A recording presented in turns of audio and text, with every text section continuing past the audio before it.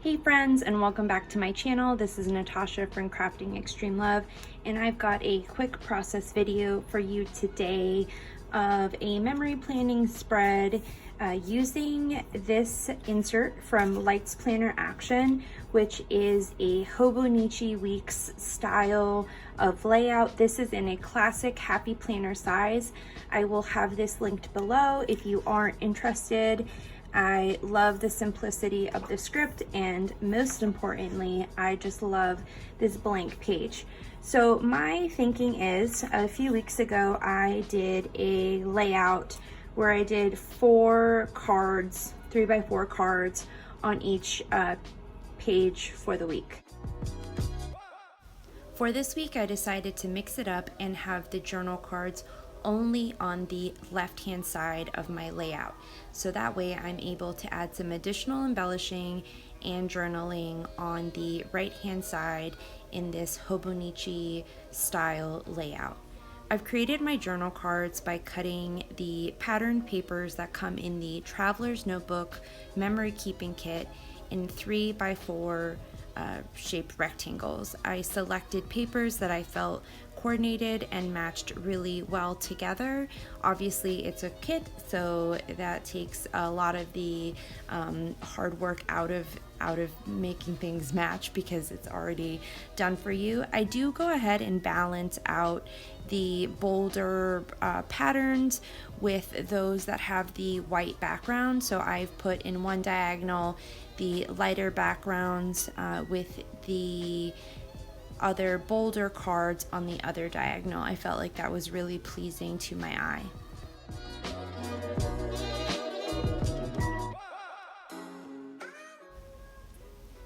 Next up, I have matted my photos on the beige plaid pattern paper. I matted all my photos using this one pattern paper to bring some consistency to each of the different cards. Now, I often get asked on social media in regards to how I print my photos. I have the Canon Selfie. It is what I use the majority of the time. I really do love it. It's super easy. I do also on occasion print photos straight off of my computer using Photoshop or the Silhouette Studio program, and I will use a matte photo paper when I do that. But most of the time I do use my Canon Selfie because it is easy. I do use the Pick Frame app to create collages, which give me these smaller sized photos that you see here that I've used in my layout.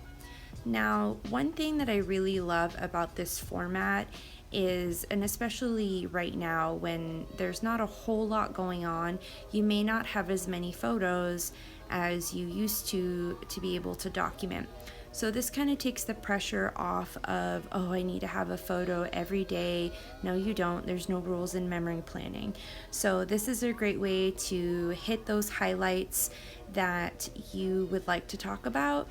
And I really enjoy kind of seeing that as like a little snapshot of the week. So now that I've got my photos matted with the pattern paper, I am moving on to embellishing my cards. Now, I am not somebody who would identify as being a pocket scrapper, but I have to say I really enjoy putting these cards together. They come together so easily with these embellishments. I really had a great time doing so. Now, you did see, and you may have seen this in some of my other videos, I tend to pull the chipboard apart when I use them in my memory planner as well as in my traveler's notebook. I definitely love the dimension of chipboard, but sometimes it can be a bit too bulky for me, especially because I do tend to embellish on the heavy side. So what I'll do is I'll pull about half of the cardboard from the chipboard, and then I will add my own adhesive to the back, and it really works for me. I definitely recommend giving that a shot if you're a bit hesitant in adding too much bulk to your albums or to your planner.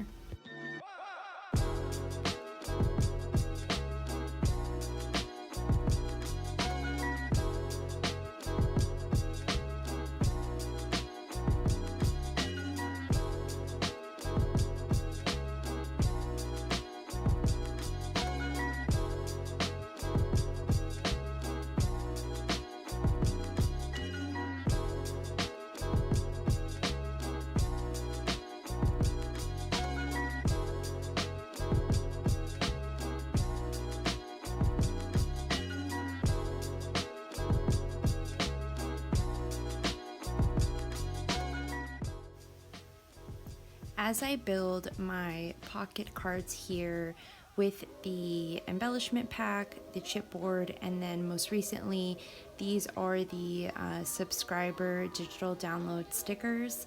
I am looking to arrange my embellishments in a unique way for each card.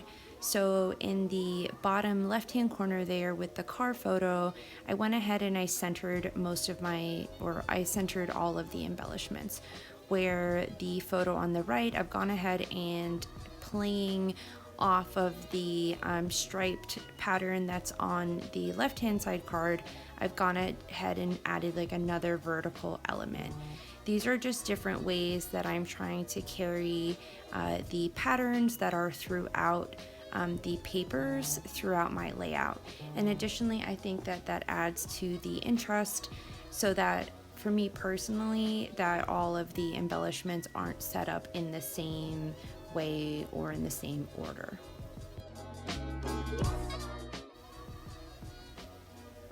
For this card, I do go back and forth a bit on the placement of some of my elements.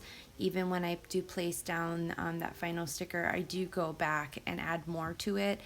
That's really like my process often is, I don't spend too much time thinking about it. I just sometimes or more often than not, I'm just plonking it down where I think it looks good.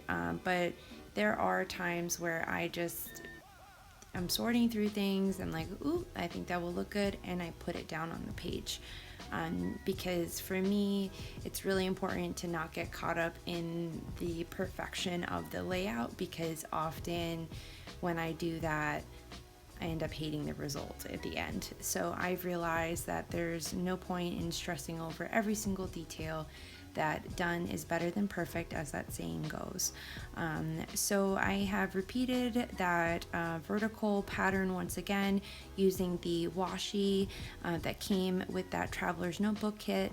And I do want to mention that most of what I use here outside of those subscriber digitals do come from that one kit. So it does show you how you can use the traveler's notebook kit to document your stories and your memories, or do journaling in a traveler's notebook form, but you also can use the kit products in another format, like for me, the memory planner. So I am now all done for the most part over on the left hand side, and I'm working on adding my title to the right hand side, which is where I'm going to add my journaling. I do add some washi down there to the bottom along with a additional sticker, and I will be building my October title using the puffy stickers in the kit. And I really liked how this came out. I end up pulling quite a bit of the blues and grays that are in that photo of me in the upper right corner there. And I really do love the contrast that it provides to the orange. It just is a really pretty color combo in my opinion.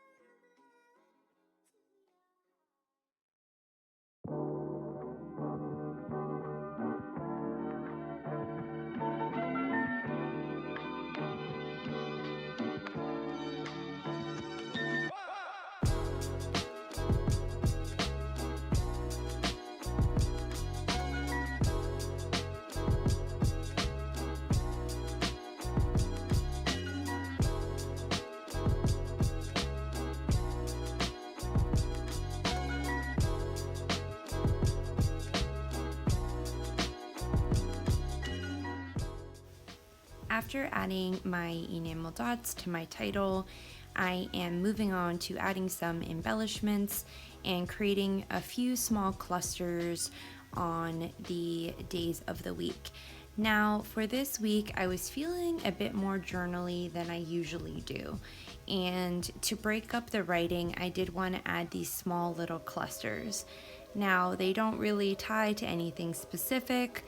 they just were breaking up the text so that way there's still a good balance of color and pattern on both sides, while also documenting some more details about the week. One thing, like I mentioned in the beginning of the video, why I really am drawn to this specific layout right now is with the coronavirus pandemic, all of our lives look a little bit different, but even though our lives look different right now, I still believe that they are worth documenting. These are definitely the stories and the times and the memories that we want to remember, even if they're challenging. Now, I like that I can highlight some photos and some events that happened during the week on the left-hand side. And then on the right-hand side, I am going to add some journaling that I actually do not have any photos to go with. So I know that often people feel pressured that, oh, if I don't have any photos, I can't memory plan. I think that that's a myth that I would love to try and work on busting over here on this channel. I really think that creating beautiful memory planning spreads don't necessarily mean that they need photos to pair with it. So I do have some journaling that you'll see at the very end in my photos, where I talk a bit about on Saturday night, my partner and I, we went out for dinner and we ate inside of a restaurant, and it's one of the very few times that we have done that since this has all started. I do live in Southwest Florida, which is almost, the Wild West. Well, for many here in the United States, and probably if you're elsewhere in the world, you would probably think the same about Florida, as we have a pretty notorious reputation at this point. But I didn't have a photo, although I did want to document just the quite weird feeling of being in a restaurant that's pretty much empty, and wearing your mask and still abiding by social distancing, while trying to support some small businesses. That's really important to my partner and I, as we do both work for the family business. So we understand, and I'm going to be really grateful in future years, I know, to look back on these pages and remember moments like that and how we worked through them, and just like we will continue to work through all the different challenges that this year has thrown our way. Now on to dating my planner layout. This is an undated planner layout, so it really gives you some creative freedom each week to label it, or to number it however you would like. And so this week what I've done is used the stamp set that is in the Traveler's Notebook Kit, and I used the leaf outline, and this is a two-piece stamp, so it has like the fill part of the leaf, if you want to say, that also comes in the set. But to be able to have the transparency through, I just used the outline. And once again, I have pulled that speckled egg color from the inks, which is that blue-gray color that, as you see, I'm really trying to pull in as I finish up my layout here. I love, love, love how these leaves turned out. I like the movement of them. It makes me think of the leaf pattern on the upper right hand corner. It just makes me super happy. I really love how that came out. So I am just about done here. I will be adding my journaling off camera. I really hope that you enjoyed seeing how you can use pocket cards, or creating your own pocket cards from patterned paper in your memory planners. I hope to see you soon. If you are new here, I would love to have you as part of the Crafting Extreme Love community. Please go ahead and like and consider subscribing if you are new here. Until next time, I will see you soon. Take care, and I hope you make some time for you to create today.